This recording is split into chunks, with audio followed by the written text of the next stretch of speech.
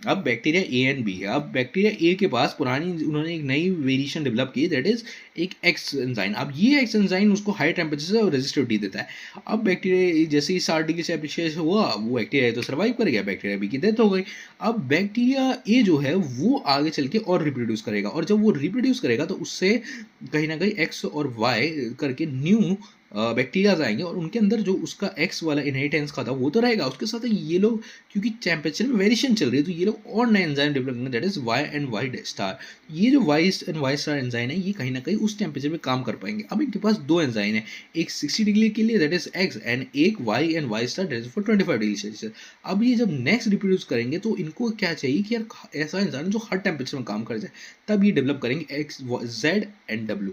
तो ये जो इनहेरिटेंस है कि भाई एक्स भी आ गया वाई भी आ गया, पिछली जनरेशन से एक्स और वाई आ गया, उसके साथ साथ ये जो खुद नए एंजाइम डेवलप कर रहे हैं that is Z and W, इसको हम लोग न्यू डिफरेंस कहते हैं, जो कि एड अप हो जाते हैं। तो बेसिकली आज जो हमारा चैप्टर था वो टर्मिनोलॉजी को समझने से रिलेटेड था, जो कि हमने समझी। तो आज क्या क्या हमने समझा, दैट इज इनहेरिटेंस, कि भाई एक कैरेक्टर पर्टिकुलर पेरेंट से प्रोजेनी के अंदर आता है, उसको हम इनहेरिटेंस कहते हैं। दूसरा न्यू डिफरेंस, भाई एक डिफरेंस है पहले पेरेंट स्पीशी के अंदर, जो दूसरे स्पेसिफिक डिफरेंस है कि एक डिफरेंस आ जाता है पेरेंट से बच्चों के अंदर, जैसे कि फॉर एग्जांपल के लिए कहीं ना कहीं पिंकिश कलर आ गया था, एक टॉल रेड रोज प्लांट का पिंकिश कलर हो गया था जब उसका उसके नेक्स्ट जनरेशन के अंदर। तो कहीं ना कहीं हम कह सकते हैं वो इनहेरिटेड है, पर उसके अंदर कुछ डिफरेंसेस आ गए, तो उसको हम स्पेसिफिक डिफरेंसेस कहते हैं। उसके बाद जब न्यू स्पीशीज जैसे कि बैक्टीरिया एग्जांपल दिया, उन्होंने इनहेरिटेंस तो की, पर उसके साथ कुछ कुछ और अपने साथ वेरिएशन करते हैं, और वो भी आगे कहीं ना कहीं कैरी ऑन होते गए, तो उनको हम न्यू डिफरेंसेस कहते हैं, जो कि जनरेशन के साथ आगे आगे करके आते रहती है, और एट द सेम टाइम ये जनरेशन के साथ कहीं ना कहीं कैरी ऑन होती